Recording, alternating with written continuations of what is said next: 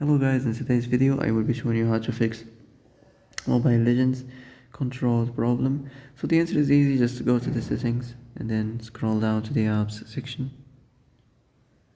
and then go to the search and search Mobile Legends and then go to the storage, and here you will find this clear cache option. Click on it.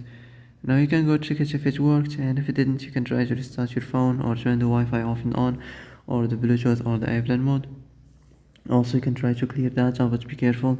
If you clear data, all these applications data will be deleted. This includes all files, the settings, the accounts, the databases, etc.